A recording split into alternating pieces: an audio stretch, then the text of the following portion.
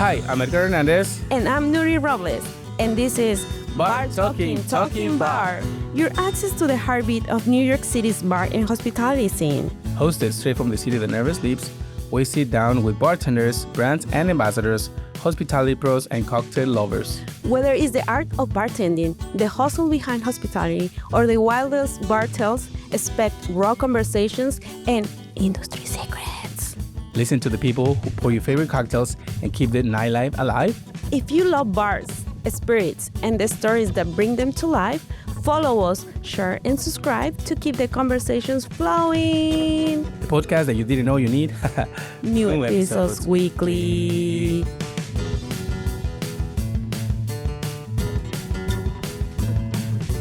Welcome back to another week of your favorite podcast, Bar Talking Bar. Your neighborhood podcast. I'm Nuri Robles. And I'm Edgar Hernandez.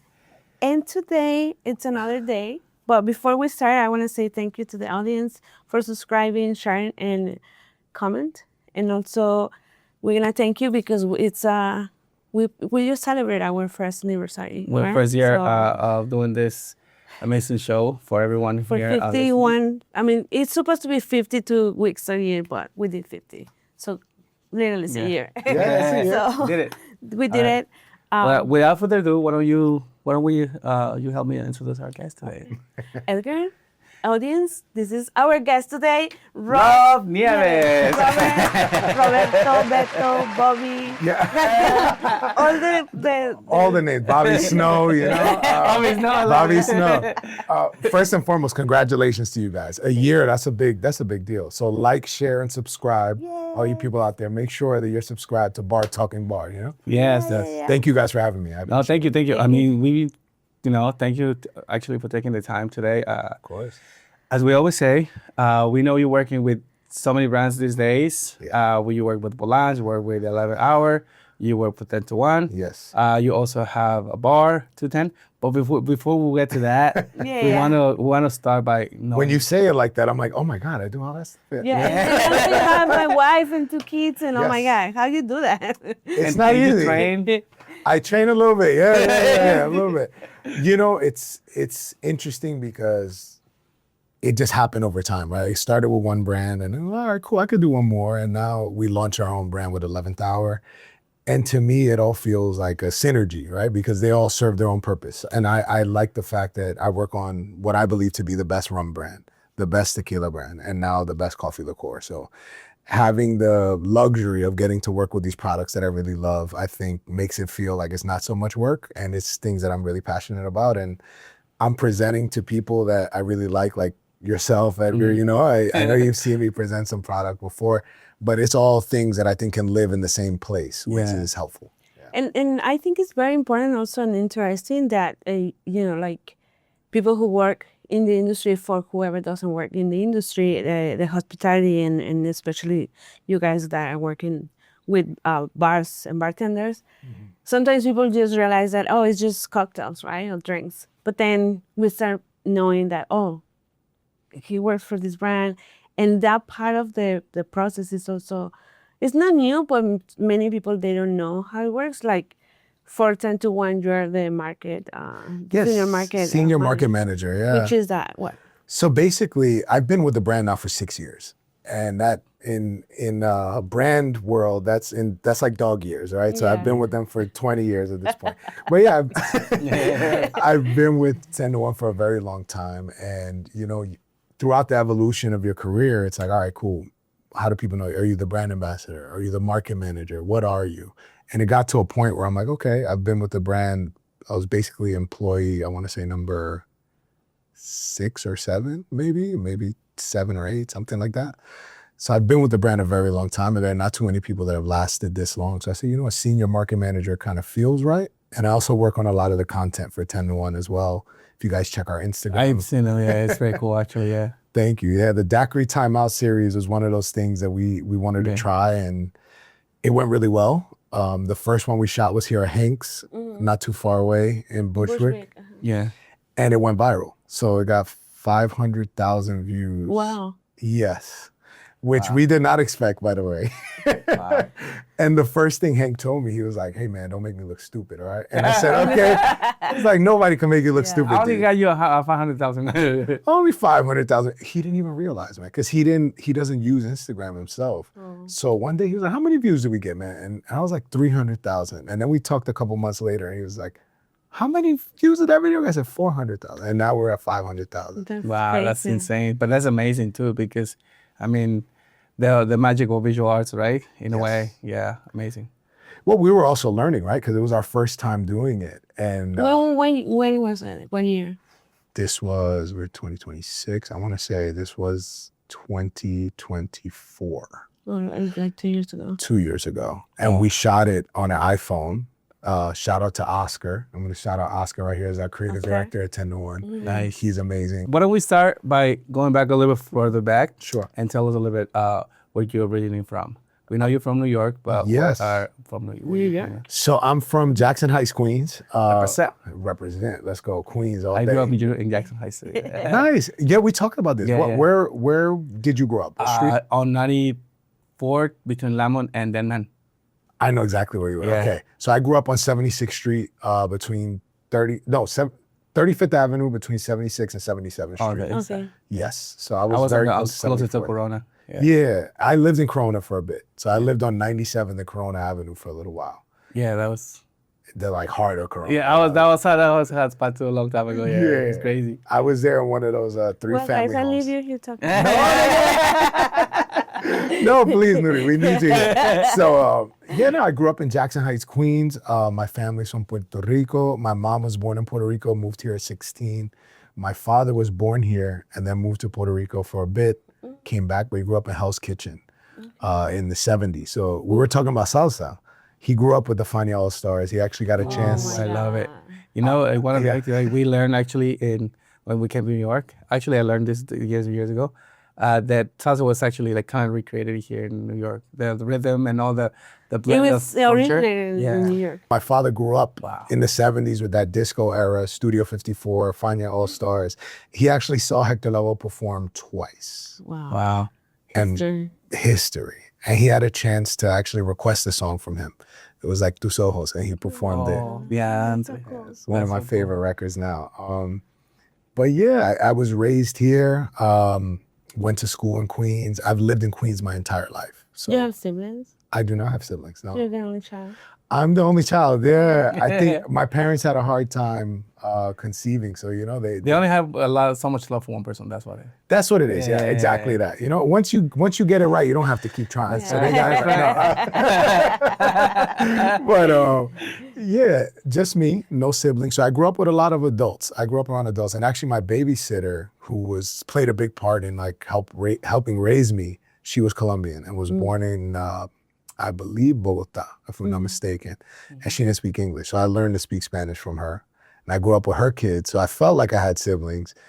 She had 4 kids, and I was the baby. So I think her youngest at that time was maybe 9 years old, and I was still like 2. Okay. And I was there with them. I lived in their house. I ate what they ate. I did what they did. And Did you get was like nice. Colombian accent? yes, un poquito. Me dicen a veces que parezco como un parcero. Que hablo como un parcerito. Pero no, I was grateful for her because she was my teacher's assistant in pre-kindergarten. So she went to school with me every day. And then she would take me back home, and it was really special. I was grateful because my parents worked a lot. My mom is a hairstylist, been a hairstylist my whole life, and my father's had a lot of different jobs, but they would go to work in the morning, drop me off at her house, and then come pick me up, and I kind of spend the weekends with them. I remember going a lot to South Street Seaport. So you grew up in Jackson Heights, and Yes. I guess also like you being a New Yorker, being in Jackson Heights. How's your like culture growing up?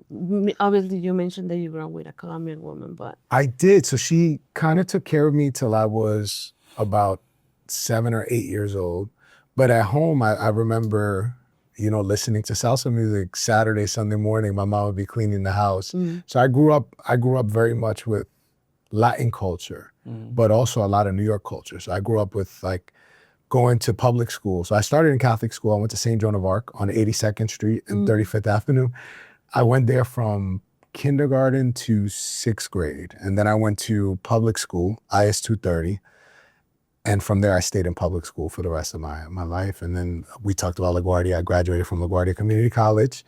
Took me a very long time to graduate, much longer than the 2 years it was supposed to take. What did you study? What did you study in? I was an acting major when I started school. And, you know, it's... Oh, you mentioned that. Yes, absolutely. I did. And then I pivoted because I realized I wasn't going to make any money as an actor for a long time. And I needed money right away. I was like, no, we got to fix this. So I took a job at T-Mobile and I started doing sales. And then I said, you know, let me change my major to business, business economics, like business. And it really kind of guided the rest of my life, because if I would have stayed in acting, who knows? I probably would have ended up in the industry anyway, because most actors. You know, when you say acting, you're like, wow, maybe one of those Fast and the Furious movies in there. Yeah, I would love that, man. You know? I would love. And by the way, they can still call me. I'll do it. I'm ready. That's what I'm training. Got the for. number. Listen, Vin, call me. I'm family. That's right. Our family. Yes, I'm family, man. I'm family. Or The Rock. You know, The Rock could give me a call too. Yeah. We'll talk to Alan. Yeah, I was going to say, just Alan, and he can hit me up. We have a plug now there, you know? We got a plug with The Rock. It's funny because Alan and I worked together for a couple years. I worked at Bacardi for almost 5 years. And I remember when Alan was with Cazadores, but I also remember when he was behind the bar. Yeah. So seeing him with The Rock, I was super proud of him. Yeah, me too.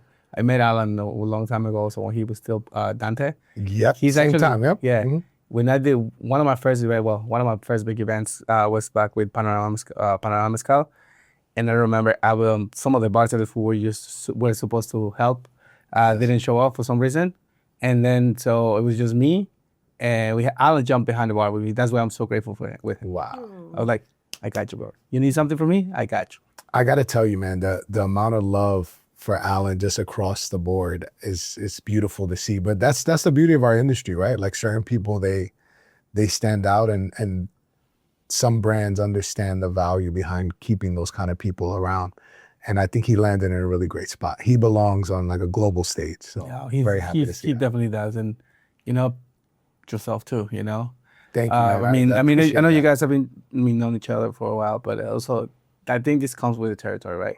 When you're doing something that you like, that you love, that you kind of like, you know, sharing, people see it from the outside, and then, you know, there comes a moment where like everybody applauds you when you do something, right? When you do, like, it doesn't matter how big or small you think it is, it's a freaking big accomplishment. Like the 11-hour liqueur that I just tasted the other day. Thank you. I was like, what? He just did a coffee liqueur? Yeah. You know, like these things that you, like, for a lot of people, I think they cross their minds, but once you execute it, when you're really, okay, he's doing something different. I think, you know, it's funny you say that, brother. And by the way, thank you. I appreciate that. And people don't see what it takes to put a brand out there. And I think working on 10 to 1 for so long, I got to see what went behind every product release and how much work behind the scenes it was with cola approval, label approval, TTB approval, getting production down to a certain time where we're like, all right, when is the customer going to get this product? And I had to learn all those things over the course of 6 years now, that I felt comfortable working with my team, you know, and shout out to my partners, because without them, it wouldn't be possible. I get to go talk about how amazing 11th Hour is, but without Brendan, my partner who does all the distilling and formulation and all these things, we wouldn't have such an amazing product. Yeah. Without Dave and Luis and Brendan as well, we wouldn't have come up with the label or the name. And by the way, the name was the hardest part. Like everything, yeah. We were like, what are we gonna call this thing, man? And we almost made a whiskey. Oh, yeah? Yeah, we were like, what do we make here? Because we took over where we are with Hello Hello. It used to be a distillery and bar, but it was called Our New York Vodka, and it was owned by Pernod Ricard. So they made the bar kind of a showroom for the distillery, and it was all like vodka drinks and things like that. So we took the space. And the space came through Brendan. Brendan called me. He's like, hey, I want you to run sales, and I know you have operator experience, so I would like for you to join this project with me. And then we had to raise money and go through all the not so fun stuff. But regardless, he called me. We had Dave, and then I called Luis, and the rest was history. But we sat down. We're like, what are we going to make here? And it took us a couple months. I remember for a year, we had a call every Friday for like an hour and a half, sometimes 2 hours. And we were like, all right, what are we going to do? Are we going to do whiskey? We're going to do this. And then we said, I don't know who said it. I forgot, but it was coffee. We're like, what is New York synonymous with? Coffee. And then we looked at the landscape, and you have Mr. Black, you have Borghetti, and you have a couple other. Lolita also. Like Yes. But nothing synonymous with New York. Nothing really, no humongous player like a Bacardi or a Campari that they own it, and nobody else could get involved into that space. So we said, let's try. Let's see what we can do. And thank God, 11th Hour has been very successful from the launch, but we've done everything ourselves. So how do you came with the name then? A lot of trial and error. And I'll say this, Brendan has come up with all the good names that we've had. So Hello, and 11th Hour, shout out to Brendan. He's probably, I'm going to make him watch this now, but yeah, he doesn't really use social media or anything like that. But he came out with the name and we all felt it. We said, no, this feels good. It feels right. And I think names are very much like that. You have to feel it. And you know what, now that I was thinking, probably the 11 hour works with all the things that you do during the day. Dude, like the Bolognes, 11 hour, hello, 10 to 1. Yes. Working out, 25 hours, I will say. Like that was good. And this is the bar. Can you try it? Like, it's so cool. Oh, So what my favorite part about the bottle is actually, if you look in the middle, there's that little hourglass. And inside of the hourglass is an espresso martini. Oh, I see. So that to me was one of the coolest right here. design elements I've seen on a bottle. Oh, you guys can see it right there. Yeah. And we're hoping that, one day people will tattoo this on themselves and stuff like that, like flash tattoos and stuff. Yeah, it works perfect. Oh, yeah. I think flash tattoos work a lot, like 'cause I've seen in a lot of events, people getting tattoos. But I think flash tattoo also works because it's good for, advertisement. And also you want to put something that if you don't want to keep, you can remove it. Yeah. You don't have to wait for a long time to put it on. Like the stickers you're talking about. Yeah. Like, I'm talking about the real thing, man. Oh, I'm like, yeah. I want to see something. No. So it's funny because I remember the first time I saw someone tattoo the 10 to 1 logo. oh, really? Yeah. And then we sent it to Mark and he was like, imagine your brand living on somebody forever. That's true. It's a feeling that I'm sure, I don't know it yet, but it's a feeling that I'm sure is very special. And I'm clearly not afraid of getting tattoos, so maybe we need a tattoo right here that says 11 hour. I think we just need to do an event. I'm going to call up Rustam and Rustam, that he's always at Aftermath. He's the one who does all the flash at Aftermath. I've seen him, but I haven't really directly met him. Believe it or not, he's done all of my tattoos, and all my tattoos were at events. So actually besides this was done in Mexico, the agave plant. I just got that done. But yeah, this was Romeo's, this he did for me. Oh, that's nice. The Romeo is a nice one. So Evan, it's funny, Evan was my bar manager at Soul House when I worked there. And he was talking to me about his concepts for bars. And then when Romeo's actually opened, I'm super proud of him. And I love that space. So I want to go back to what you say. You finished school, you went to business, and then you started. When did you start working with like in the service industry? Were you like... He was in T-Mobile. Yeah, he was in T-Mobile. I was at T-Mobile when I was, oh my God, this was 17, 18 years old. So this is 2007, 2008. And T-Mobile is fine. Believe it or not, they do really good sales training. Like they teach you how to close a sale. Mm-hmm. If you pay attention, those companies that are really big, they actually train their employees really well. And I met some really good salespeople there, but I didn't know that was going to be part of my life until way later. Like I was like, T-Mobile, boom, all right, cool. What's the next thing? And I started working for a fashion brand. My friend started a brand. It was a footwear brand called Siberia. And it was owned by drjays.com, which you guys probably know. Dr. Jays. Yes. So the father owned the stores and the son owned the website. And he let his son have the website. And this was around the time of the .com boom, like a little after that. Up, yeah, right. So e-commerce wasn't fully developed yet. And it was starting to kind of get its legs. And long story short, he hired me for marketing. But I'll kind of backtrack a little bit. T-Mobile, I got fired. It's one of the only jobs I ever got fired from. And I think it was because everyone that I worked with was older. And I was still, I was there for 2 years. I was like 20 years old at that point. And all the people that I work with were like 35, 40 years old. Some of them had kids, and I was getting promoted. I became a key holder, whatever that means. I opened the store and closed the store. And I think I was late once or twice. And then they sat me down and they're like, hey, we got to let you go because you're late. And I'm like, 2 times. I never had a warning. I never had any problems. And I remember I was devastated. I was like, man, I've never gotten fired before. I've been working since I was 14 years old. 14. And I was kind of heartbroken, but then I applied for unemployment and I said, let me try to just find my way, find what I want to do. And I saw this guy, he wrote a book with Kanye West. His name is Sakaya Sandifer. And the book was called, oh my God, Thank You and You're Welcome. And they gave it away at the graduation tour with every ticket. And he had this seminar, it was called Thinking Like an Entrepreneur Changed My Life. And it was in New Jersey at a library. And I remember I went there, it was a winter, because it was very cold, it was snowing. I remember I went there to go meet him and just hear what he had to say, because I watched a lot of his videos online. And I met him, he kind of brushed me off. He was like, whatever, but he gave me an email. I was like, hey, can I get your email address? I'm in marketing. I just said whatever came to my mind and say, yeah, I'm in marketing. And I emailed him, no response. I emailed him again and I saw it was his birthday. I was like, hey man, happy birthday. I saw you doing a TED Talk. He actually did a TED Talk. And eventually he responded to me, he said, hey, you're in marketing, right? Give me a phone call. And he gave me his phone number. And I called him. He said, let's meet up. We sat down, we talked for 2 hours. We were supposed to meet for like 30 minutes. And he said, I want you to manage me. I want you to book me to speak at schools, because he was writing his own books. And at the time I'm in college, I'm around college students. So I was like, all right, maybe I could book him to speak at different schools. And it got to the point where I was calling Harvard. And I'm trying to get him to speak at Harvard. And you're good at marketing. I had to get good real fast. I didn't have a lot of time.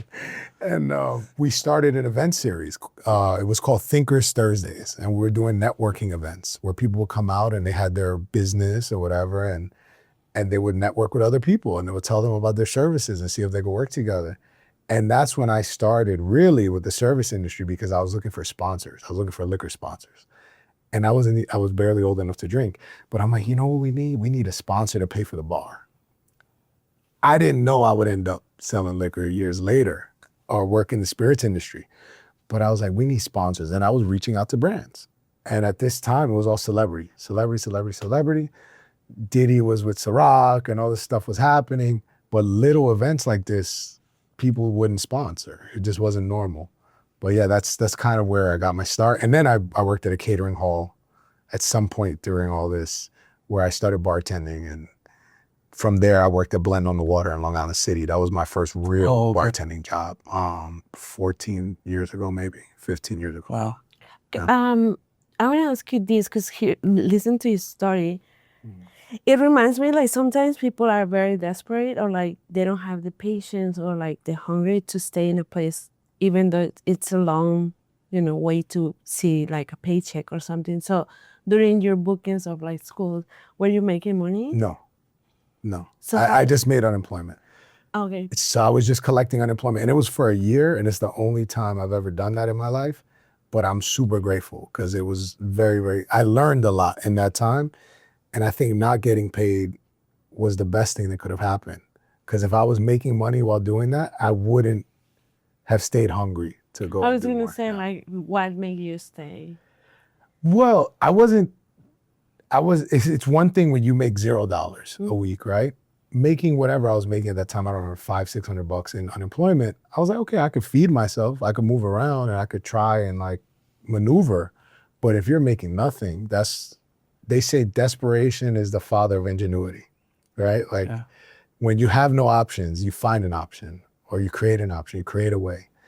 And, in working with this guy, the guy from the clothing brand saw what I was doing. And he's like, well, I want you to do that, but for my brand. So me doing that work got me a job. Mm-hmm. And that's the part that people don't see. Everyone thinks about money first. They don't think about what value they add, which I think is thinking backwards, right? That's one of my main, what can I say? My energy, I would say, I call it energy. Mojo? Because mojo, my mind is always think about the process and what you can like learn and gain in the future, rather than the money that you want to make. Like, yes, you can make a lot of money in 1 month, but you'll make a lot of money in 3 months, or you can make a lot of money 3 years, you know? Like, you can put it in different perspectives. Yeah. I think the saying goes like, give a man a fish, he eats for a day. Teach a man a fish, he can eat for the rest of his life. That's true. Yeah. And that's really important, right? Like, learning, there's no substitute for learning. And I'm a learner that I have to like get my hands dirty doing something, even with the bar world. Like, at first I was a terrible bartender. You know, I could admit that. I think we all were. I mean, yeah, I think there's some people out there who don't realize they're still not that good, but they think they're the best. I'm like, no. You got to learn. You got to understand that you're going to suck at something, and then get better over time and find a mentor and like humble yourself, to be able to learn.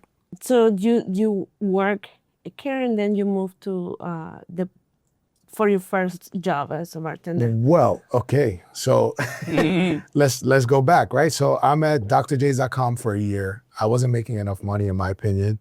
So I talked to a friend of mine who worked for Mark Echo, the Rhino. I took this job with Mark Echo.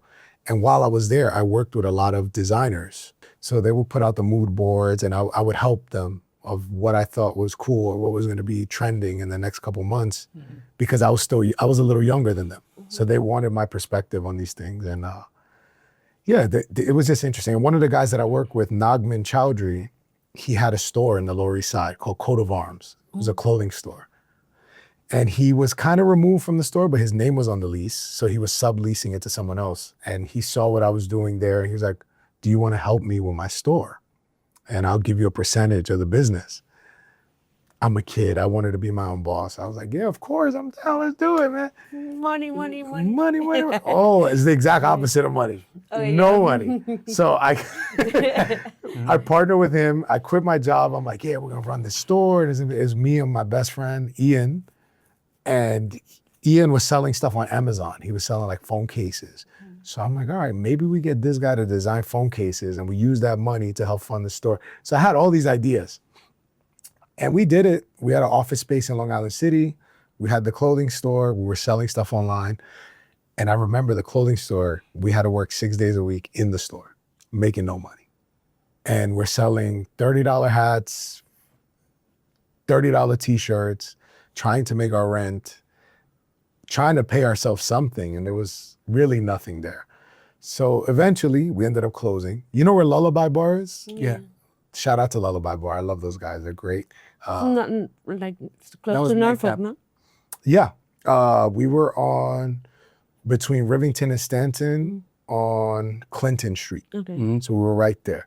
At that time, A-Life was still open, which A-Life was an iconic store. It's the first place Drake ever performed in New York City, was in the backyard of A-Life.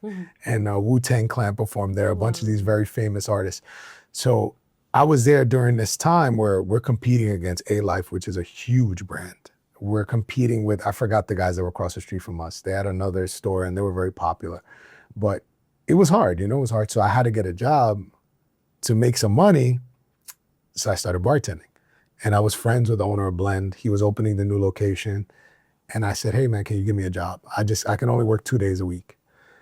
And he was like, yeah, I'll make you a bartender. Little did I know, they were gonna be so popular that it was 2-for-1 mojitos, like happy hour running all day. We got destroyed. Monday was happy hour all day. Our friends and family, I wanna say 300 people came. Wow. And do you have experience as a bartender or like? Very little. I was just working at a catering hall, so not like that. But they trained us essentially not to do that kind of volume though. And that's where I learned. I was like, yeah, you learn by doing it. Yeah, that's true. Yeah. That's repetition, muscle memory. Yeah, my memory is really bad. Yeah. But I mean, definitely like you working over it. Yeah. And so you stayed at the Blend and Water for how long were you there? I was there for 2 years. And then what made you move from there to this next place? A lot of things. But I will tell you, I met Juan Coronado while I was working at Blend on the Water. So at that time, he was global ambassador for Bacardi. I think we bought 100 cases of Bacardi when we opened. Wow. Yeah, I know. A lot of mojitos. So they flew him in to to kind of teach us how to make the perfect mojito. He showed us how to make a mint simple syrup, how the mojito was made in Cuba, all these things. But I remember I saw him and I'm like, I want to do what that guy does. One day I want to do that. And I talked to him, I got his business card. He was like, yeah, I'm going to Vegas to go train some bartenders. And I'm like, you get to fly around and talk about how to make drinks and do all this? That's cool. He probably doesn't remember this, but I remember. I'll never forget that. So I was there for 2 years. I wasn't getting promoted. I wanted to be the bar manager, which I thought was natural progression because I went from being the slowest bartender to being one of the fastest bartenders we had. Yeah. Can I stop you there? It's just Sure. like, in general, like the conversation that we have with like all the guests is usually that path, right? Like you start from point A to go to point B and Z. But, for me, like listen to stories sometimes is not luck, but it's very impressive that someone that hasn't been working in like, the typical, sometimes like you start as a busboy and then runner and then barback and then you became bartender. Yeah. Then you have kind of this like part of a hospitality or experience within a place. Mm-hmm. For you, how is that like just jumping, even though you said like you were in the catering, but like which is different also. Very, yeah. How is for you like starting somewhere that is also super busy with like, like you said, lower bartender, but like building that confidence and like willing to learn. Because sometimes it's not just making drinks, because you can make mojitos, but you have to learn what is a mojito, why this rum, why the mint has to be modeled this way, or how much sugar you're gonna put, or like, Right. So that kind of knowledge, how was for you to take that? So it's funny you say that, right? Like a lot of people do start back of house or they start as a bar back. I was such a big kid that I think they didn't want to make me a bar back because I would get in everybody's way. They're like, this big dude, we can't put him as a bar back. He's gonna knock in everything. So they started me as bartender. It was scary. It was scary because the customer doesn't know how long you've been doing the job, right? Like in their mind, you're a professional. They're like, oh, he's back there because he knows what he's doing. So I had to adapt to being a professional very fast. But I liked that. And I liked the challenge. And there were days that I really got destroyed behind the bar and my teammates weren't happy. And they're like, man, you were supposed to do better. And so I took all of that and I said, okay, I'm going to get better. I'm going to use this to become the fuel, especially on days that are slower, to practice and learn. And I think making a mojito, sure, you're right. It's rinse and repeat. But I got to do it so many times that 2 years later, I'm like, I could do this with my eyes closed. I could open this bar, close this bar, make the sangrias, make the frozen drinks, do everything. And it's because that was the only place that I learned. That's all I knew. So I could do it better than anybody else who stepped in the building. And other people would come from different bars and they're like, you guys have to do all this? I was like, yeah, I thought it was normal. I'm like, yeah, this is normal for us. Sometimes prep goes a long way, and then when you have to execute cocktails and at a high volume, faster pace, it's like peeling, I don't know how many mints. We had to cut all our own fruit, pick the mint, do the frozen drink batches, make sure the drinks were frozen by a certain time. We had to do all this stuff. The barbacks, I don't even remember what they did. Do you know what? Now that I mentioned that, I worked in a lot of bars where barbacks will only bring ice and soda. Like that was it. That was it. And bring models. Yep. But I've trained in several other bars with barbacks. Make the juices, make the prep, make the infusion. So basically, they're like the young bartender because you, for some reason, cut your hand, didn't show up. This guy jumped in. So like we basically getting him ready for that. But it just depends on every place. Yeah, I mean, I've worked at places since then that the barback does everything. Yeah. You show up to work, you make drinks. That's your job. I didn't love that so much. I think there was a part of it that I was like, I feel disconnected from the product because I'm not making anything myself. But I've also worked at bars where it was just me and I did everything, no barback, because I wanted to make money. Yeah. I'm like, hey. And that's the part of the process that I think bartenders don't get a chance to experience until you work at a place where it's just you by yourself. You have to do everything. So then what was the next place that you moved from? So the next place, I was still doing catering while working at Blend, but I worked for a different kind of catering company. I worked for a company called Cloud Catering, I believe was their name. And it was mostly like models and actors, and we would do events in like luxury stores and sometimes actual bars and restaurants, but we were passing around Prosecco, and every once in a while they needed a bartender. I actually knew how to bartend. So they were like, all right, Rob, we're always gonna make you the bartender. So one of our clients was the Mondrian Hotel in Soho, which then became the Nomo Soho.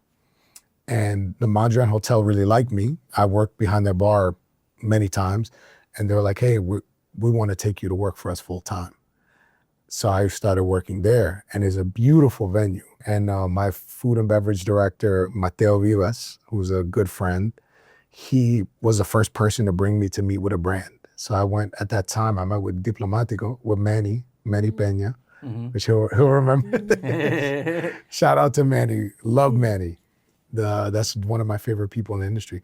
But I got to meet him, and I met Tad Carducci, who was with Amaro Montenegro. Okay. So Tad is always nominated like best brand ambassador and stuff at Tails. But I met them at that time. I forgot the name of their parent company, but I don't think they exist anymore. But Diplomatico was there, and there was a bunch of other brands. And he brought me, he said, Rob, I want you to make the next drink menu. So I'm meeting with the brands, I'm learning, and I'm studying, I'm reading books and going to other bars. And that was my first drink menu, was at the Mondrian Hotel. But I think it's super cool that you said that your first menu, and because it's I think for bartenders it's a very, big step, because it's now your, not just, your name, but like your inspiration. Why did you choose these ingredients? And sometimes it's very, I think it's very like networking, like what about if nobody likes it, right? Yeah. And I think it also depends on what kind of bar you are trying to create the cocktail program for. Because if it's an Asian style cuisine, you have to like have something that pairs with that will with some of those flavors. And also that if you can say Japanese, you can say Chinese, and then it's spicy, like Sichuan. Is like what kind of, right? So For sure. I think you have to, like, the starting part that you mentioned, going to different bars and reading your books and all that stuff. I think that's one of the most important parts on creating a cocktail, because we have a profile, but we have to taste different things in order for us to like I always say, kind of like collect information in your brain. And one day you might don't like this ingredient, but you can use it in this cocktail. 100%. So Because you're not making it for yourself. exactly. You're making it for other people. Exactly. Did you remember like a particular cocktail that menu? Oh my God. All of them. No. I don't remember any of them. But it's funny because at that time, I was reading the Death & Co books. I was reading PDT, like cocktail books. And one of the women that I work with, she was a little older than me. Her name was Chila. And she told me, oh, you remind me of my husband. He eats like you, like a pig, and and wants espresso after his food. And I was like, okay. She said, go meet him. He works at Employees Only.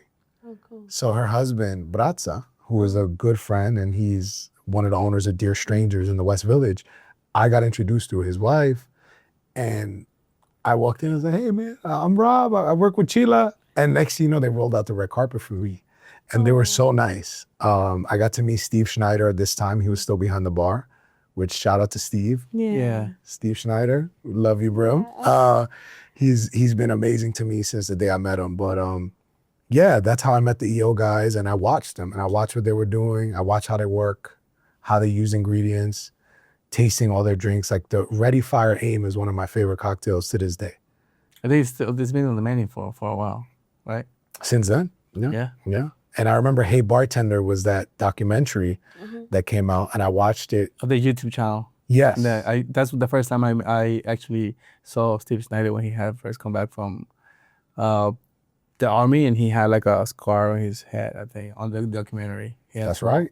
It's still there. So I remember my parents were like, really? You're going to bartend? Like, when are you going to get a real job? And they were kind of giving me a hard time. I said, no. I love this. You don't understand. I got the bug. Now I loved it. And I remember showing my dad, Hey Bartender. He's like, oh, you're going to do this. He said, this is okay. You can do that. And then I took him to PDT, and he bought me the book for my birthday that year.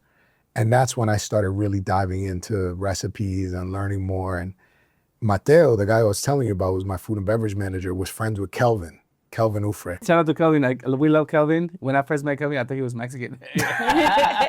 Until he started talking to me, I was like, okay. Yeah. Once he starts speaking Spanish, you're like, okay, he's not Mexican. Got you. Right? No, because he looks like a cholo from He got the cholo vibes. Yeah, cholo vibes. Dark cholo. Yeah. So I know Kelvin pre-Face Sword. Yeah. I know him, right? So this is very long ago. And Mateo brought me to meet with Kelvin because they were friends. And he was running the Eddie in the East Village at this time. So I remember he had a cocktail called the Bedrock Fizz, that it was like a Fruity Pebble, Ramos Gin Fizz. It's so good. It's so good. But he brought me there to meet him, and I saw him, and I was like, who is that guy? I want to do what he's doing. I want to learn that. So, I would visit him a lot. I would go watch him work. And his hospitality was really what took me by surprise, that I'm like, not only does he make good drinks, he makes people feel really good. Like you're the only person in the room when he's dealing with you. So I was like, okay, I need to learn that. Like I always understood the hospitality part and making sure that you put people first and put the guests first. But I saw heroic hospitality for maybe the first time. And I went there, I was like, hey man, like I'll bar back for you. Cool. He said, no, you're gonna bartend with me. He said, I'm leaving here. And he left the Eddie at this time.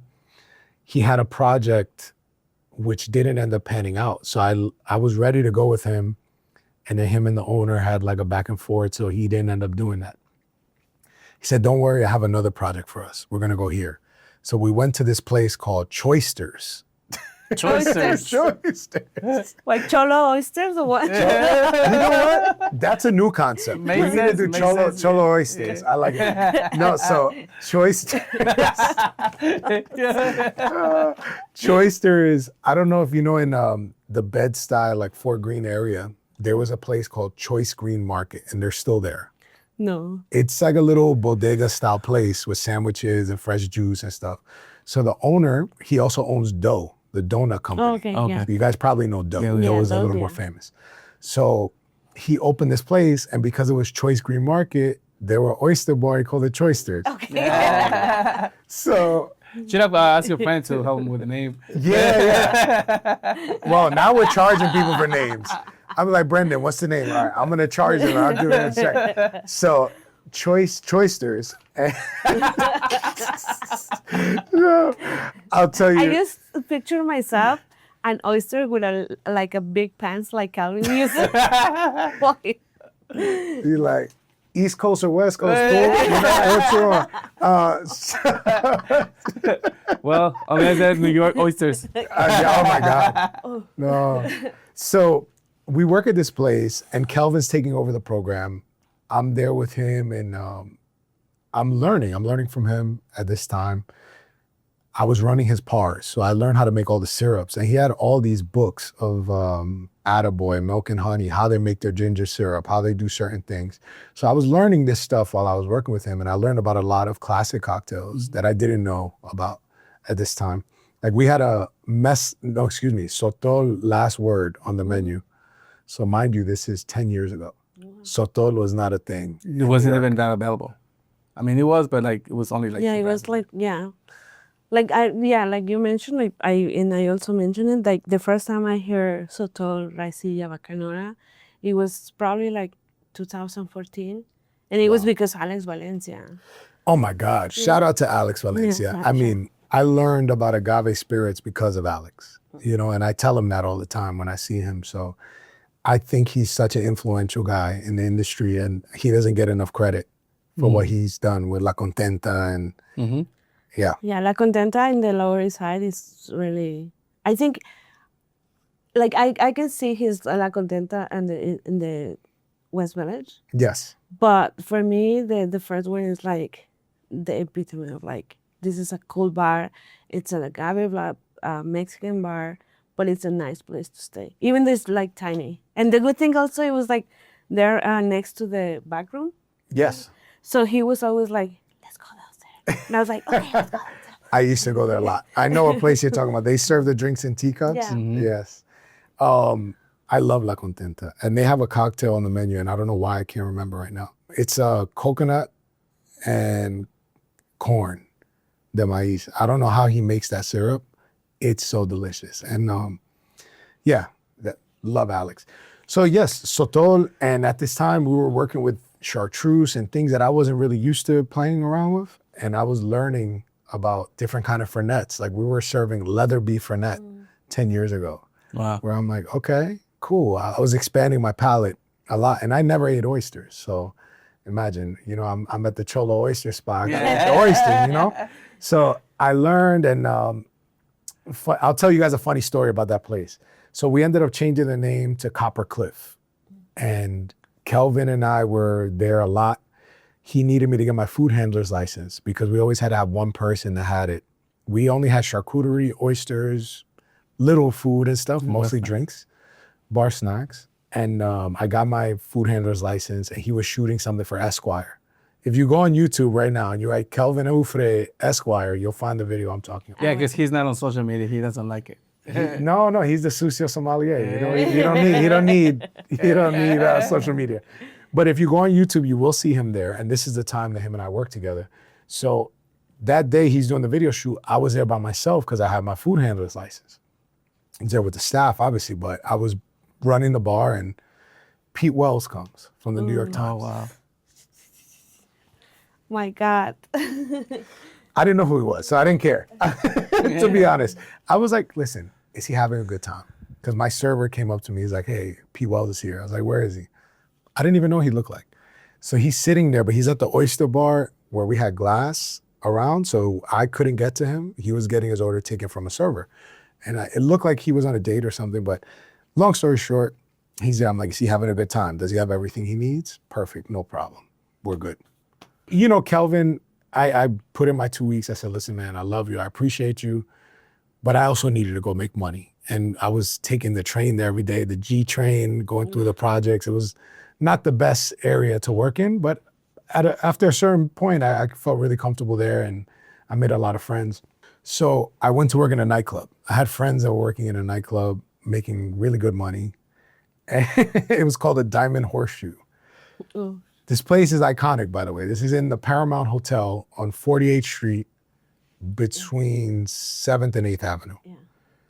Anthony Bourdain used to be the chef there at the hotel. I didn't know that until I read his book. And you know, this one is my Bourdain tattoo, you know? So he was very influential for me in my hospitality career. But long story short, I worked there, and he mentions it in his book, but it's in the basement. They have a taxidermy leopard when you walk in. And at night it was scary because you'd be leaving there at 3 a.m. You're like, oh, this is the moon. It's like, you know, have you been a Hellbender? Yes. You see the cat that they have in the back?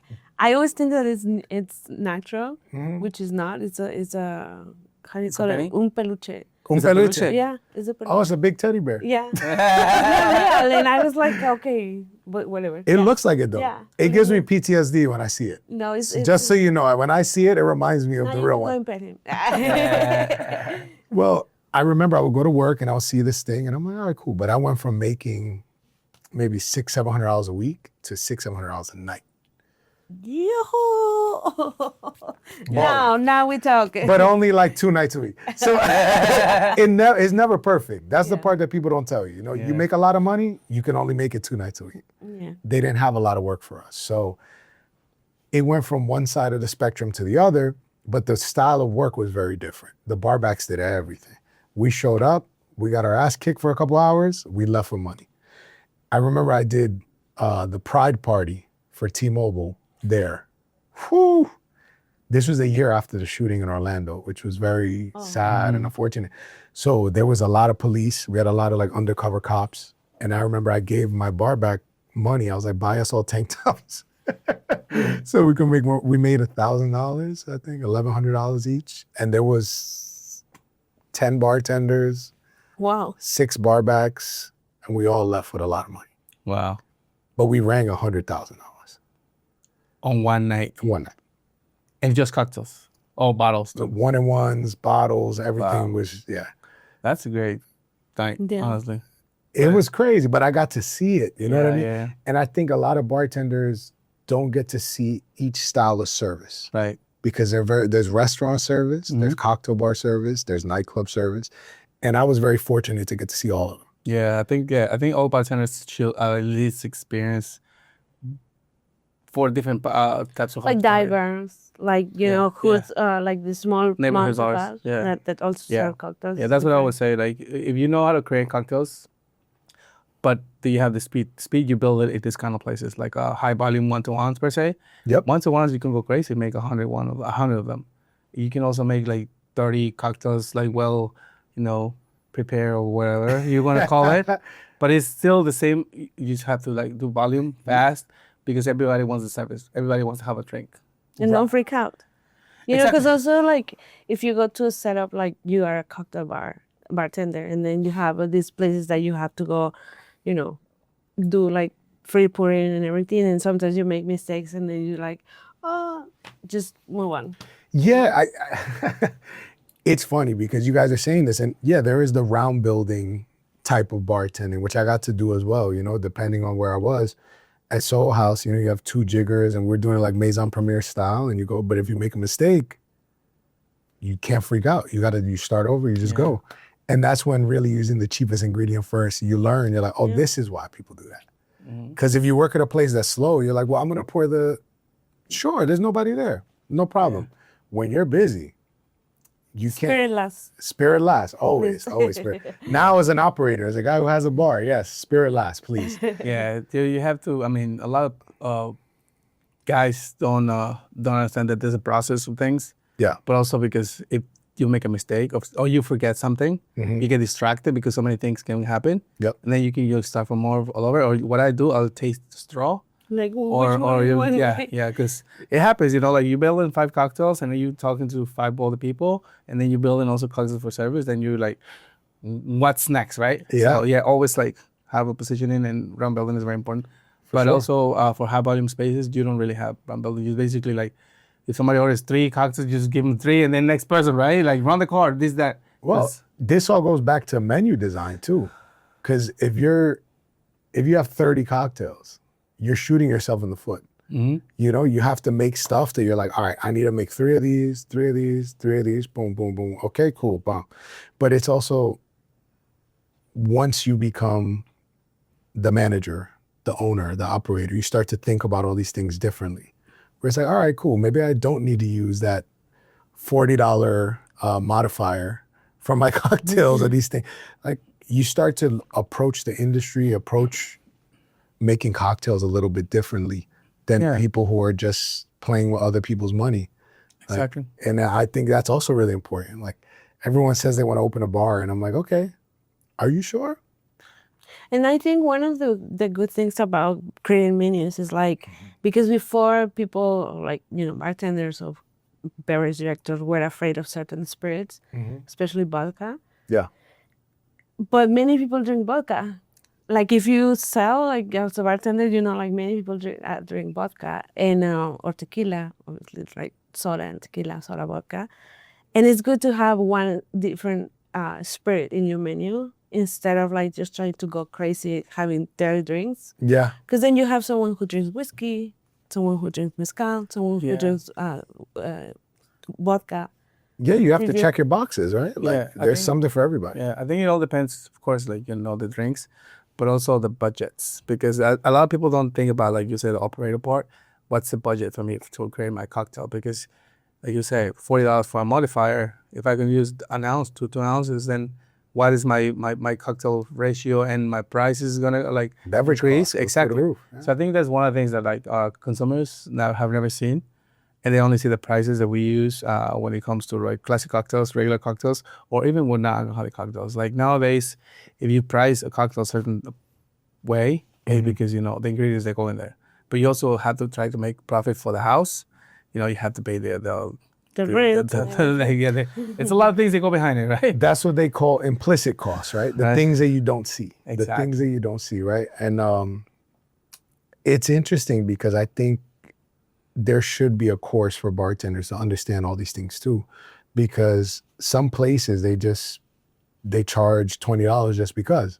Oh, well, we're in this neighborhood, so we can charge that. But they're not giving you a $20 cocktail.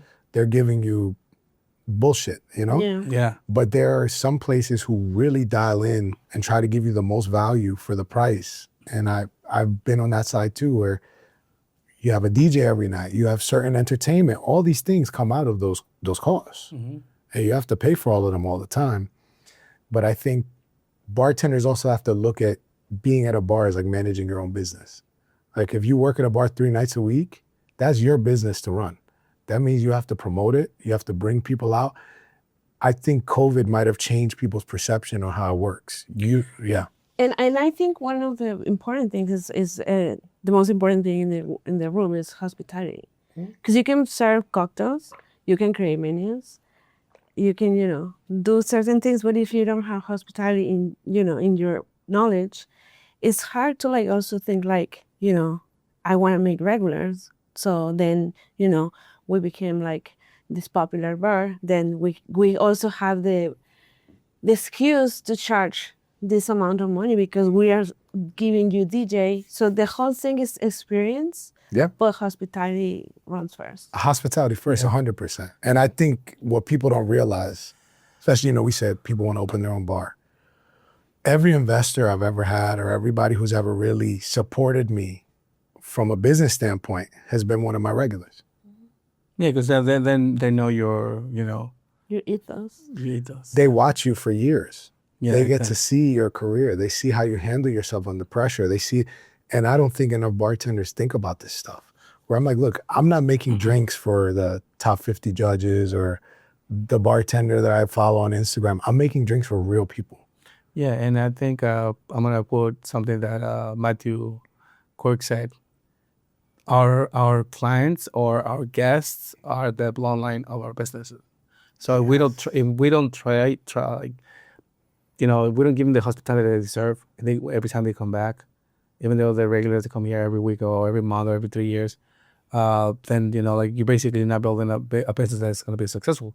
You just been on a business to generate money, which, ultimately that's the goal. But in the long run, like going back to the teach him how to fish and... Oh, teach him how to fish. He eats for a day. Exactly. Exactly. So going back to the same thing, right? Yeah. Or you want to see the process right now, or do you want to see the process in the long run? But you're going to have a successful business throughout the career, throughout your career if you want to be there for years. Yeah. I think there is the best art is good business, right?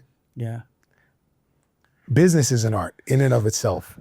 And I think as much as cocktails and mixology and all these things are an art, the business part is also the economics behind how these cocktails get into the glass in front of the customer. And I think understanding that is really important. And supply and demand is part of that economics. If you don't have good marketing, if you're not thinking about how to get people in the door, then you're behind the 8 ball. Like you have the best drinks on planet Earth, but if no one's coming to try them, it doesn't matter. Yeah. Sitting there. And especially now with the new world we live on, it's like social media. Yeah. So if you're not on social media, in terms of like a business, to promote your business in some way or somehow, people don't get to see it anymore because people just scroll, and then sometimes when they want to have a cocktail per se. Yeah. If I'm in this neighborhood and I just want to, hey, cocktail bars, how many 5, 10 will pop, but people always tend to go for like, oh, this drink looks nice. This drink looks nice. I want to go try this cocktail because it looks nice. But like you mentioned, like you go to the bar, you pay $20 for this cocktail. It looks great, but when you drink it, it's like, it could have been, Drink it or the way the bartender treats it. It's kind of like, bomb that, I shouldn't come here. Yeah, it's funny because I've done some consulting projects and I look at people's, I look at their Instagram and I'm like, you guys are a bar and you have one picture of a drink on your Instagram. Do you even know what you're selling? Like, do you know what business you're in? And I remember my first bar management job was at an Italian restaurant. It's called Oro. It's no longer there. They closed after I left. They closed after I left, to be clear. Damn, Rob. No. So I went there because a friend was cool with the owner and he was like, hey, Rob, maybe you could help him out. So I went, I said, let me see your drink menu. And I opened the drink menu. The first page was bottle service. Next page, wine. Was that a restaurant or? It was a restaurant. Oh. But it was like champagne, red wine, white wine, cocktails were all the way in the back. And I handed the owner the menu. I said, what would you change about this to improve your business? And he looked at me and said, I don't know. The color. The color, yeah, who knows? The font, the paper, I don't know. I said no, and I took all his menu apart, and I put the cocktails in the front. I put everything else in the back. He said, I don't know how I didn't think of that. Like, you are intimidating people who come in, and the first thing they see, $300, $150, $200. And also, it's backward because, if you are selling a bottle, the bottle itself is there. It's not like costing you like making juices, and it's just right there. But if you have a bar, you're paying the bar back, you're paying the bartender, That's right. you're paying water to wash everything, and you're putting in the bag so nobody knows that you have a cocktail bar. And you have like things that are going bad, perishable stuff, lime juice, lemon juice, all these things. I think it was funny because I didn't turn that corner till I started hanging out with more bar owners that they didn't understand. They're like, hey, well, I make the best food and I make this and I make that. I'm like, all right, but where do you make your margins? How much does a line cook cost per hour? How much does your bartender get paid an hour? The food? The food is expensive to make though. It's funny to me that operators and business owners, they're not curious anymore. Like once they open their own place, they're like, well, this is my place and we do the best. I'm curious. I want to see what everybody's doing. I want to see who's in the neighborhood. I want to see what they're doing well. I want to see what they're maybe have areas of improvement. Yeah. Ideas that can help us fix our business or learn and do something a little better. I think being curious is half the battle in anything, in any business. And to be curious and talking about opening your own business. Yes. What about Hello Bar? Hello. Hello. Hello. Is it me you're looking for? I can see it in your eyes. Now I see how you picked this guy. Look at that voice. You know what I'm saying? Yeah, he's right. It's funny. I'm just going to say this very quick. Yes. We always go, like, wherever we go, we do Karaoke? in the car. Yeah. You guys need to visit us and we'll go to Koreatown. He has a very nice voice. We'll go to think so? Koreatown. Yeah. We'll go do some karaoke. Like a banda or like Mexican songs. Yes. Beautiful voice. Look. I found out actually because I didn't even like sing the song, but now I've been like singing them more often. I'm like, well, maybe I could like do a part-time gig, Yeah. Sorry, let's go. No worries. So hello, we're officially a year old now. So You celebrated just 1 year recently, didn't you? yes, July 9th was 1 year. Congratulations. Thank you. We're very fortunate that the New York Knicks did so well. Okay. So we put up a projector screen for the World Cup, and it got installed right before the Knicks series. Okay. So we're like, all right, we're going to show the Knicks games. And the Knicks games, we did record numbers, which super grateful for the Knicks. Nick. Next. New York Knicks.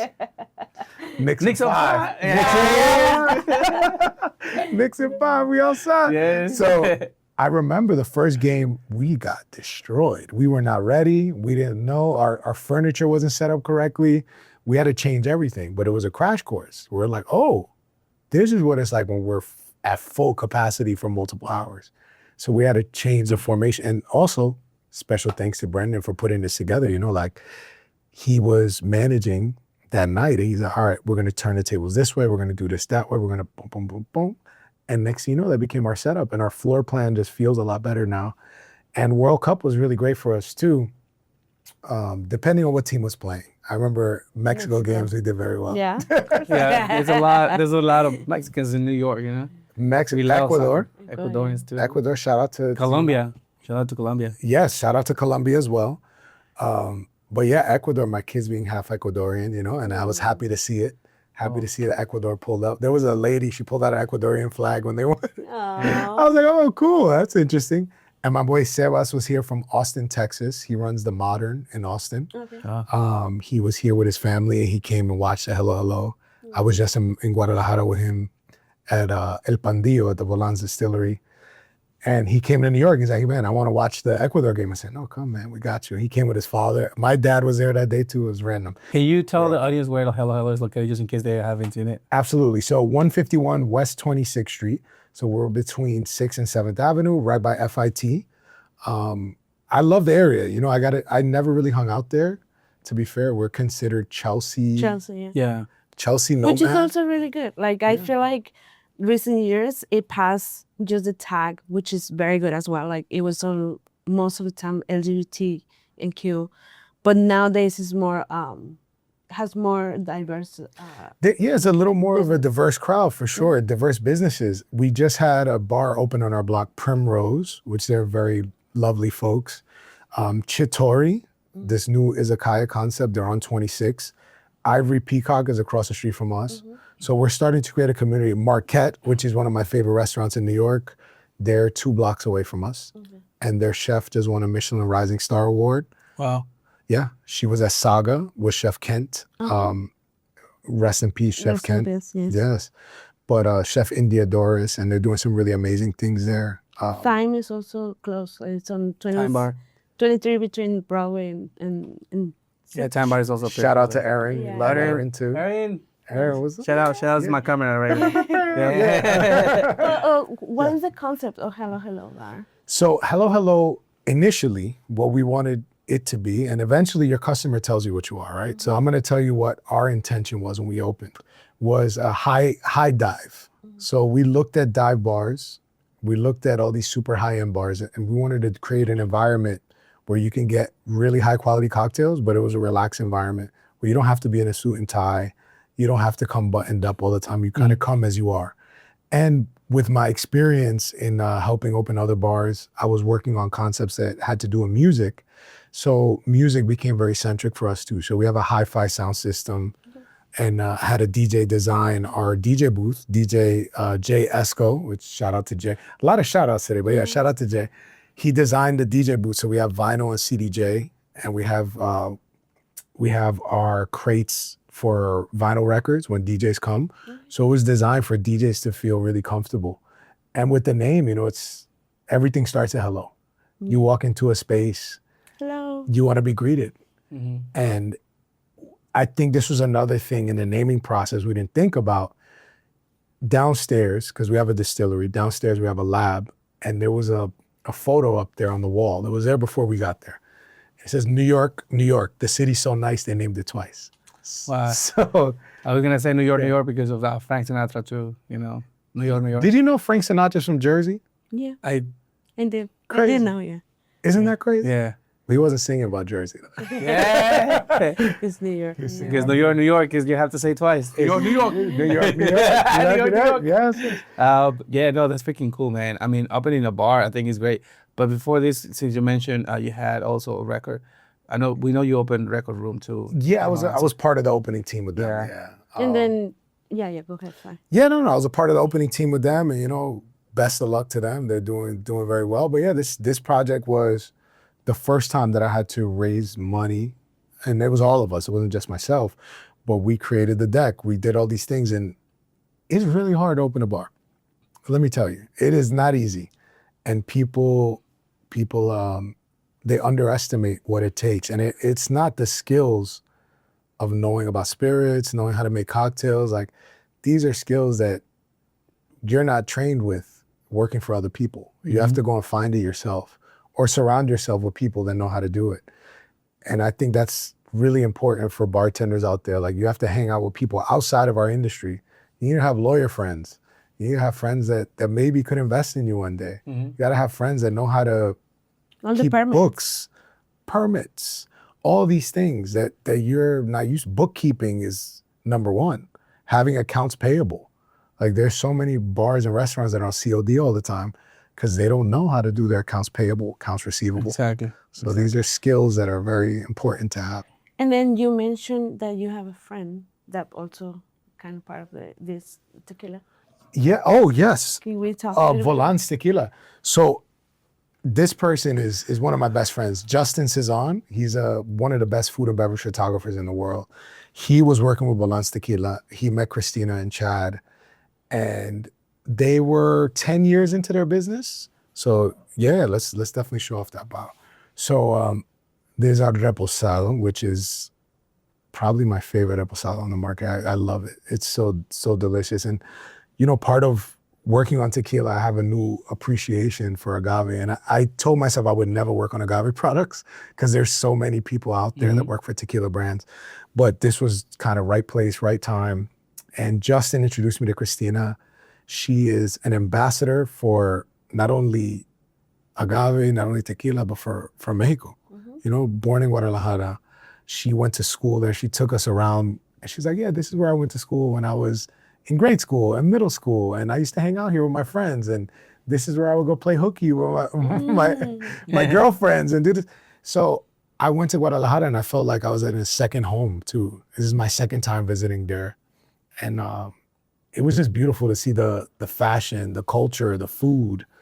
And I felt very much at home going to Mexico. But yeah, Bolans is not a new brand. They've been around a long time, but they're family owned, no investors, no celebrities, none of those things.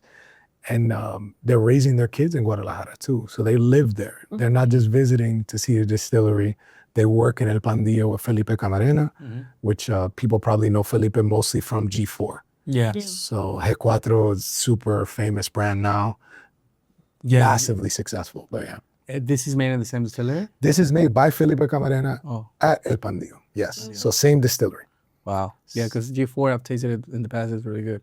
Bolans, we tasted it. You gave me a little bit of that special juice a while ago. Oh, yes. Like, the extra añejo. Yeah. I'm going to post a picture of that later, guys. I'm not supposed to. Yes, please. So it's funny. Louis Fern, who does all the tequila reviews, he recently did a video and he featured our extra añejo. He was talking about like the different CRT classifications for tequila, like blanco, repo, añejo, extra añejo. He used us. I don't think he had another one on his shelf, so we were grateful to be the only one. And he tried it on camera, and then he talked about Cristalino, and yeah, it was super cool. But yeah, Bolans, what I find really special about them is in an industry full of big brands, an industry full of people that are leading with story, they lead with the liquid. Their story is amazing. I think that's unimpeachable. They have a great story, but I think their liquid speaks for itself, and 100% Tahona crushed agave. What's cool about this too is I didn't realize, I've worked in rum for so long that you learn about parts of the process to instill flavor. Distillation, fermentation, aging, and proof. The one that I didn't think about was water.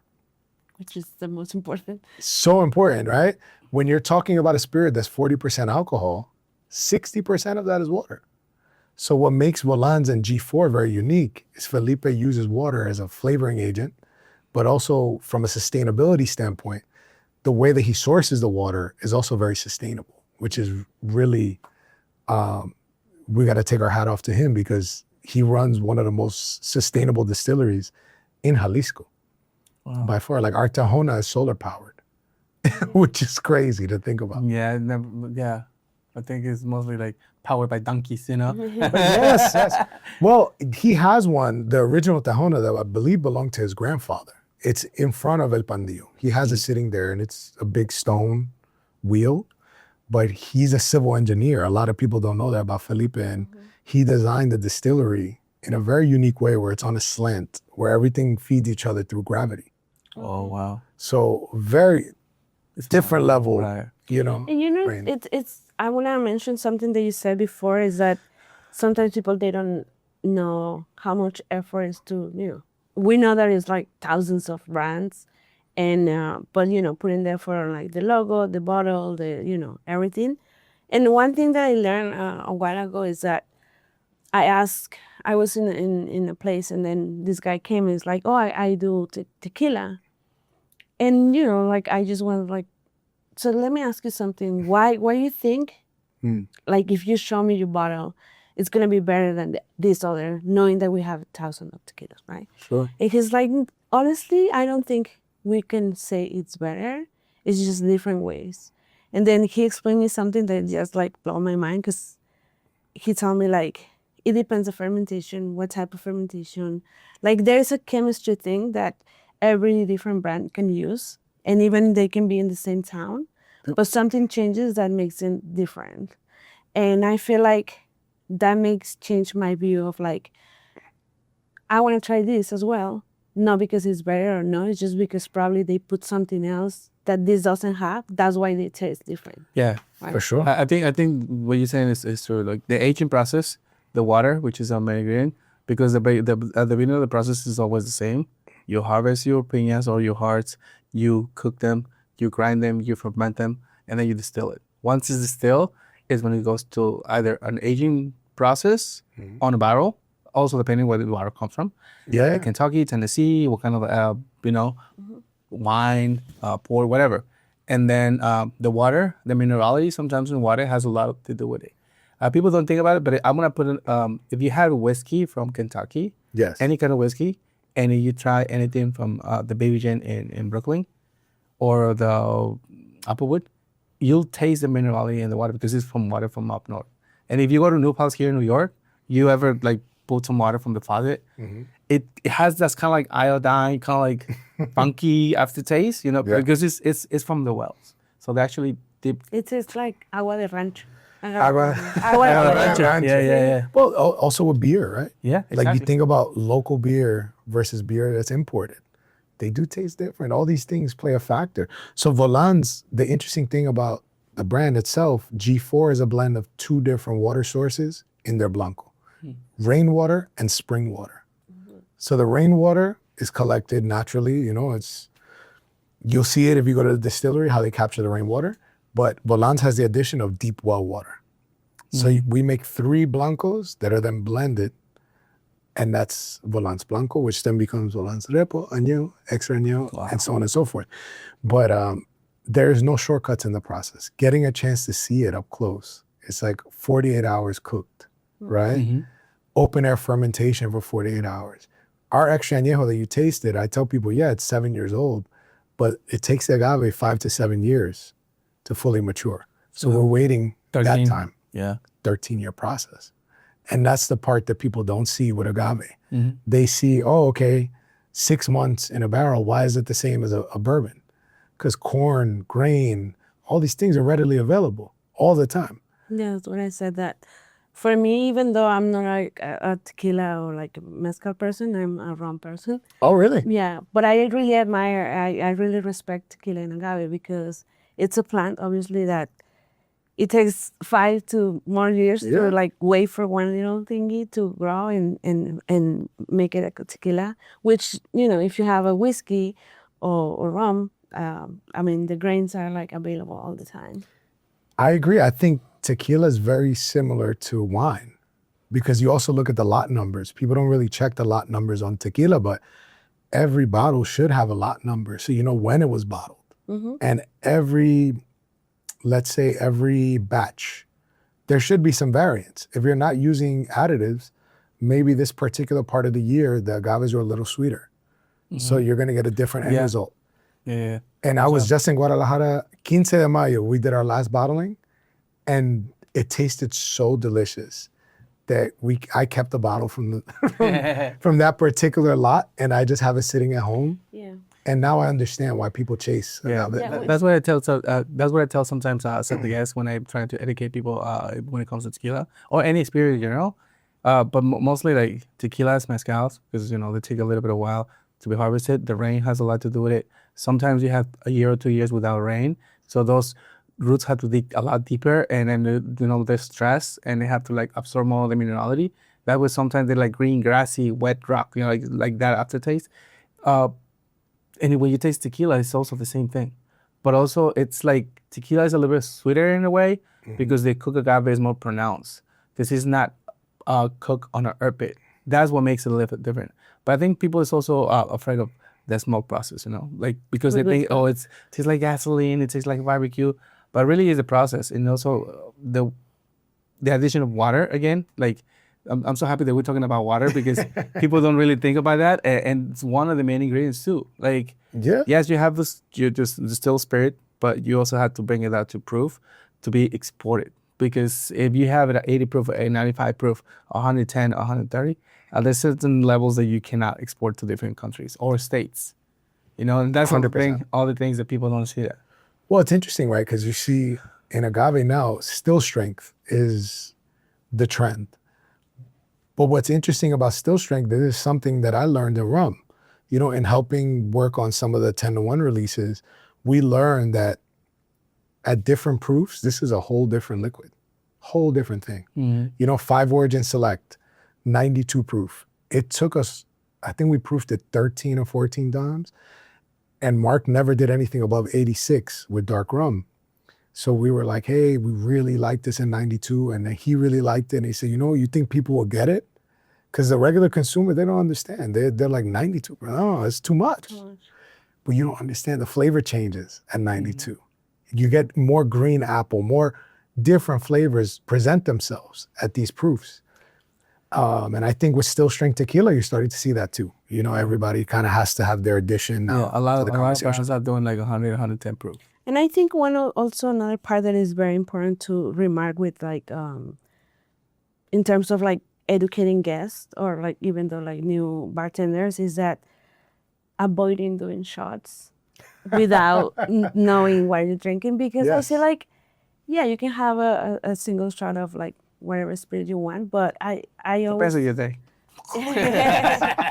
But if you just chug it, you're gonna, like you say, if you're drinking something that is 90 proof, you're gonna feel like burning and you're gonna get drunk right away. But if you drink something that is 90 proof and you just sip it and, like you say, but I feel like also it depends on the occasion, because you can shoot a shot if you like have a beer and a shot, and if you want to just like, No, but I'm talking about appreciation. No, of course. So I'm not talking about like, like... I don't drink it. I don't drink it. I got you. No. We're on the same page. Every now and again, you just need a little, a little sidecar. But in general, like, because, in general, I feel like people think like a shot is to chug it. And I feel like, especially if you have a spirit that puts a lot of like effort to create something that it's, beautiful. Yes. Sipping it and enjoying it, and also asking like, oh, I feel this, apple flavor, and you can say, oh, it's become this and that. So you have more opportunity to like educate it, and then the next time they try something else. It's really funny you say that, Nudi, right? Like I look at how people drink in liquor stores, because I do a lot of liquor store tastings. I think I've been on the brand side now 10 years. I go to stores and people, and I'm like, yeah, you're not supposed to drink it like that. It took time to make, take time to appreciate it. And I stole that from Sullivan, from Douce, He sounds very, very eloquent when he says it with his beautiful French accent. But he said it took time to make, take time to enjoy it. And I think that that's true across the board. If someone put their effort and their passion into making this thing for you, you can't reduce it to just a shot sometimes. And I encourage also, like, if you want people to taste things, using the right glassware. I think putting something in a shot glass almost implies that it's supposed to be shot. So I think when you put it in a tasting glass, people treat it differently. Yes. Yeah. And they appreciate it a different way. I always say this, like, treat it as your first love, Give it a kiss. Excuse you. Yeah. Just give it a kiss first, first you want to acclimate. Right. Yeah. Give it a kiss first, because you also want to acclimate your taste buds, your palate, in a way that, you don't want to have like that ethanol. Like it doesn't even matter what kind of spirit you drink, even in a liqueur. Just acclimate your palate a little bit so you get some of those notes, and then you take a bigger sip. But don't take the whole shot. If you're the first time drinking, I will encourage that as a bartender. And also because I've seen a lot of people like the same way, going to a bar and just ordering a shot of something and shooting it like, oh God, this is the worst tequila. Well, it's not. It's just you're not taking it the proper way. Again, to what you say, like enjoy it, sip it if you want to sip it. If you add ice, and then you basically want to settle the flavors, and then there's not going to be a lot of aromas, not a lot of things that you're going to catch. So I always encourage just drink and eat. Neat is the best way for you to taste anything that has been aged for 6 months and above. I agree. Well, it's been a long conversation, very interesting, and I love it. We can continue for hours. For hours, oh my God, this is hours. But it was very nice having you here. I love everything, like, your liquor. That I love that it says made in New York City. Yes. I love New York City. New York, remember. Yeah. The city's so nice, they named it twice. That's right. It was also very nice, like knowing more about you. Thank you. And it's I think that, like we said, it's always a person behind the bottle, right? And thank you for coming. Thank you for taking the time. Thank you for all the changes that we did and finally made this conversation happen. Yeah. Thank you guys for sharing your platform with me. Thank you for having me here. I appreciate it. I'm very grateful, and nothing but success for you guys in year 2. You know, very cool. Yeah, we're gonna go. This year is gonna get bigger. We're gonna have a baby, I but know. we're also gonna have a big growing. Like, thankfully, thanks to the audience actually for watching and for listening, for the kind messages as well, and also to everyone who has been, in that chair. Like, I think the most important person we always say here is you telling your story, what you're doing, what you have gone through in order to be here. I mean, working with a brand, it's one thing, but working with several brands simultaneously, working with with your own bar, and then like having a family on the side, like there's a lot of things that you have to juggle to make everything happen, and also for us to taste things, because you have to go door to door or place to place and give us a taste, give us what you learned when you went down to the distillery, telling us a little bit about what the coffee process goes through. I mean, if you guys have a chance to reach out to him, please taste the coffee liqueur. It's really good. The Balance Tequila, I've tasted it. It's amazing. I tasted the 10-to-1, all the brands, all the expressions too. The bottle is not here, but we're gonna put a picture in there so you guys can see what it is about. And then I mean, I don't know if there's anything you would like to say to the audience, to the camera. For sure. I mean, there's something I want to say to you guys too. You mentioned family. Like, for me, the most important thing. This is all great, and people just see the highlight reel on Instagram. The most important thing in my life and the thing I'm most proud of is my family. Watching my kids grow up, being good kids, being good students, being very successful in their own right. Because this, for me, I love it. It's my passion. It's still my work, but it's not everything. And I think it's really important for people to remember that when all is said and done, the people that are going to be there for you are your friends and your family. And you can't forget about them in your work, and I think for many years, I kind of put everything on the back burner to be able to work. And now as I get older, I'm realizing it's really important that you put the people who are there for you, who are your support system, first. Yeah. So I want to share that with everybody. And I think for all the bartenders out there, find yourself a good mentor, find yourself someone who can guide you along your career path to where you want to go. Because I wouldn't be here if it wasn't for the people who helped me and uplifted me. And I think it's important to send the elevator down and help the next generation. So finding people that remind us of ourselves and guiding them, mentoring them, helping them get to where they want to go. That's what the next level of success looks like. Because to me, I don't feel successful, to be honest with you. I feel like I'm very much in the middle of the grind. And maybe one day I could kick my feet up and relax, but I find joy in the little things these days. And moments like this where I get to talk about it, I forget about a lot of these things that I've done. So I appreciate you guys. You're giving me this opportunity too. No, thank you so much. And I like I said, for me, it's very important to have these conversations because, like you said, people can see you in Instagram and this fashion or parties or pop-ups and everything. But in order to be there, you have to go through learning marketing without getting paid. Also working so much hours for brands to do marketing as well. But it's a lot of work. And we're talking about more than 15 years. So just about, and it takes time. This successful, and now that you have your wife back and you also because it's hard. This industry is very hard. Biggest shout out to my wife, to Michelle. Without her, I couldn't do this work. I couldn't do what I'm doing now, and she's been the biggest support system for me. So very, very grateful. Yeah, it's the most important part. I'll leave you guys with this, right? I think climbing the mountain is the original goal. And when you climb the mountain, you feel like, wow, I made it. That's not when you made it. What helps you put success in perspective is who you had to become to climb the mountain. Mm-hmm. All the things you had to go through on the way up. And there's always another mountain. Yeah, it is. You're never at the top, right? That once you hit this level, there's another level. But you have to be grateful for where you came and who helped you get there.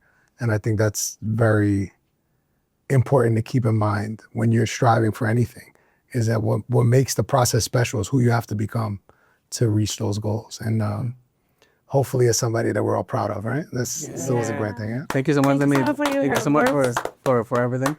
I want to leave with you guys, actually right here on this camera, my camera. Thank you so much for watching us, guys. Thank you. If you guys were listening or watching on YouTube, we have subtitles for you guys if you guys want to speak different language, If you guys want to watch more episodes like this, go to our website, www.bartalkandtalkaboutnyc.com. And also, if you want to support this project, show. We have a link in Instagram or in our page. It's called Buy me a coffee. Buy me a coffee. So you can tip us. I just got a coffee, something like that. Yeah, something like Buy that. me a coffee, guys. An hour. And you're going to find here also we have our cell if you want to support us, to grow this project. And thank you so much again. And we'll see you next week. Thank you. See you next week, guys. Thank you. Thank you. And we're going to say goodbye to this camera. Thank you so much. Saying bar talking bar. All right? We're going to say bye here? Yeah. Okay.